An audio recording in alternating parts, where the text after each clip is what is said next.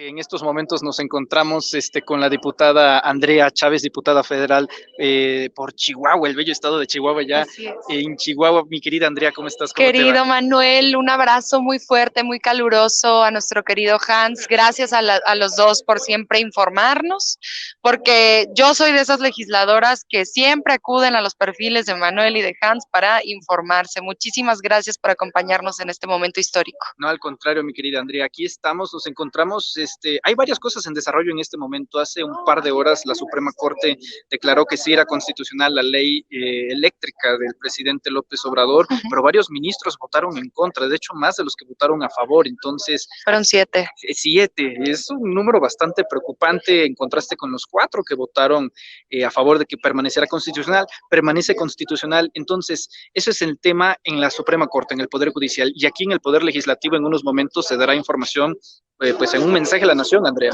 Así es. Yo como comuniqué en un evento en el que estuvimos en la mañana en el Centro Histórico de la Ciudad de México, una asamblea más informativa de la reforma eléctrica, como hemos venido realizando en todas las entidades federativas. Ya llevamos más de 400 asambleas informativas porque queremos que esta reforma constitucional a los artículos 25, 27 y 28 se dé de cara a la gente y no debajo de una mesa con sobornos millonarios de por medio.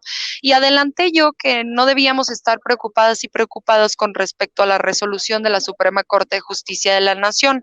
Yo decía en ese momento, sin conocer la votación que se estaba llevando a cabo, los resultados de esa votación, que a ver, si los ministros y las ministras de la Suprema Corte de Justicia de la Nación declaraban inconstitucional la Ley General de la Industria Eléctrica, entonces le daban la razón al presidente porque se pone de manifiesto la necesidad de la reforma eléctrica, de la reforma constitucional de estos 3 artículos. Y la otra opción, que es lo que sucedió, que no se declarara inconstitucional esta Ley General de la Industria Eléctrica, pues nos da la razón nuevamente porque las disposiciones que se modificaron para garantizar el acceso a la electricidad en todos los rincones de la patria, precios accesibles, para garantizar la transición energética, para eliminar los mecanismos de defraudación de las empresas privadas, particularmente extranjeras en México, llamadas sociedades de autoconsumo o de autoabasto. Todo ello, pues ya dijeron los ministros que no es inconstitucional. Entonces estamos de celebración porque la derecha siempre se tiende a escudar en las resoluciones técnicas y el día de hoy la resolución técnica nos dio la razón. Eso nos fortalece más con miras a la negociación con otros grupos parlamentarios para la votación de esta reforma eléctrica que, como ustedes saben, necesita la mayoría calificada y los grupos parlamentarios del Partido del Trabajo, Partido Verde Ecologista de México y Morena no contamos con la mayoría calificada, necesitamos 56 votos de la oposición y entonces esta resolución técnica de parte del máximo órgano interpretativo de la Constitución pues nos echa la mano. Nos echa la mano. Querida Andrea, hace menos de una semana el diputado y también presidente del PRI, Alejandro Moreno Cárdenas, en una conferencia de prensa dijo que el grupo parlamentario del PRI no va a votar a favor. Sin embargo, luego hay personajes como que no los veo muy convencidos, que aplauden hasta el final, como Rubén Moreira, que no se ven muy convencidos de esas palabras de Alejandro Moreno, y ya lo adelantabas, no se necesitan todos los votos del PRI, sino una parte, que son los 56 votos que se necesitan para alcanzar los 233, las 2/3 partes de la Cámara. Correcto. Si Alejandro Moreno Cárdenas dice que no, ¿cuál será la forma para conseguir los votos del PRI? ¿Le van a apostar a que carece de liderazgo en el partido? ¿O cómo pretenden que se logren los votos del Revolucionario Institucional? Pues con argumentos, porque la verdad nos asiste, porque la razón nos asiste y porque además la historia nos asiste. De hecho, fueron los expresidentes Lázaro Cárdenas, por ejemplo, en el 37 creó la Comisión Federal de Electricidad para llevar a los municipios serranos, a los municipios alejados, el derecho al acceso a este servicio fundamental. Y no nada más Lázaro Cárdenas con la creación de la Comisión Federal de Electricidad, Adolfo López Mateos, también otro presidente de su partido en 1960, que tras la negativa de subir los precios que según había impuesto el Banco Mundial, pues nacionaliza, expropia la industria eléctrica mexicana.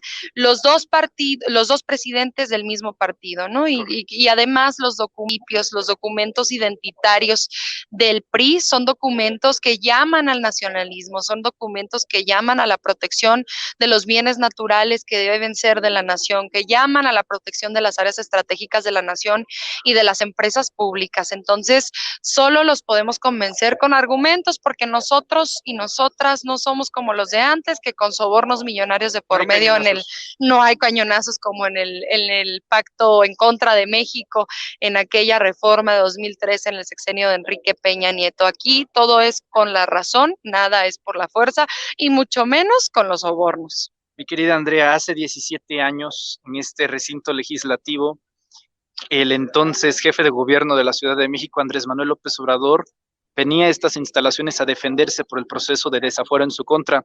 Y hoy es justamente recordada esas palabras en la conferencia matutina. Y terminaba el discurso de la siguiente manera: no olviden que todavía falta que ustedes y a mí nos juzgue la historia.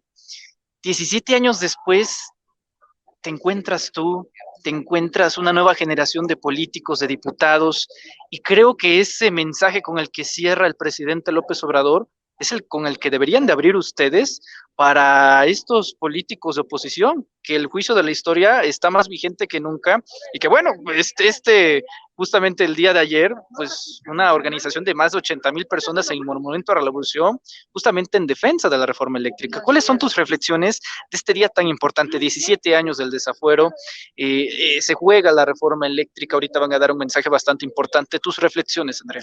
Pues 17 años de una injusticia cometida contra el mejor y mayor líder que hayan visto mis ojos, pero los ojos de la generación anterior a la mía y de la generación anterior a esa y de la generación, son 100 años, son 100 años los que se necesitan para que nazca un líder como el presidente Andrés Manuel López Obrador. Son 17 años que se cometió una injusticia en contra del entonces jefe de gobierno por haber intentado conectar un hospital. Imagínate, cuando aquí hemos tenido gobernantes, no solo en la Ciudad de México, sino en otras entidades federativas, que han cometido enormes irresponsabilidades, que han atracado, que han cometido un atraco en contra del erario, que han realizado diversas violaciones a los derechos humanos. Ya nos hubiera encantado haber tenido un derecho constitucional como el derecho a revocatoria de mandato con esos expresidentes de la República o ex jefes de gobierno o exgobernadores. Vamos a intentar que eso sea extensivo a todos los niveles de gobierno, pero decirte que me encuentro pues muy dichosa y me siento muy privilegiada, pero sobre todo con una enorme responsabilidad de representar a ese pueblo que le otorgó un voto de confianza al presidente de la República en 2018, pero sobre todo al pueblo de México, que está crítico allá afuera, que todos los días nos exige a las diputadas y diputados federales votar a favor de la reforma eléctrica. A ver, si 8 de cada 10 mexicanas y mexicanos están a favor de la reforma eléctrica, tendríamos que tener 400 votos aquí al interior de la Cámara de Diputados a favor de la reforma. Sobre representación. Claro, porque pues somos un órgano representativo, ¿no? Entonces yo creo que eso es lo más importante, legislar obedeciendo, igual que el presidente dice gobernar obedeciendo, aquí debemos legislar obedeciendo y van a contar con nosotras y nosotros los integrantes de la gran coalición Juntos Hacemos Historia para hacer esta una realidad. Mi querida diputada Andrea Chávez, un último mensaje para las y los mexicanos que nos están viendo en este momento a través de los Reporteros MX. Les pido un favor, todos y todas, métanse a www.diputados.gov.mx. ¿Para qué? Para que investiguen quién es su diputada o quién es su diputado federal, porque muchas veces no los conocemos, nomás llegan a solicitar el voto y luego nunca se vuelven a aparecer. Entonces, allí, para quienes no lo conozcan o no la conozcan a esa diputada, copien su correo electrónico, mándenles un correo en redes sociales, exíjanle a esas legisladoras y legisladores cómo quieren que voten. Necesitamos de su ayuda y necesitamos que esta gran reforma constitucional, la reforma constitucional más importante en el sexenio de Andrés Manuel López Obrador, se llegue a buen puerto, y para eso las necesitamos a todas y todos. Muchas gracias, mi querida Andrea. Cuídate mucho. Éxito.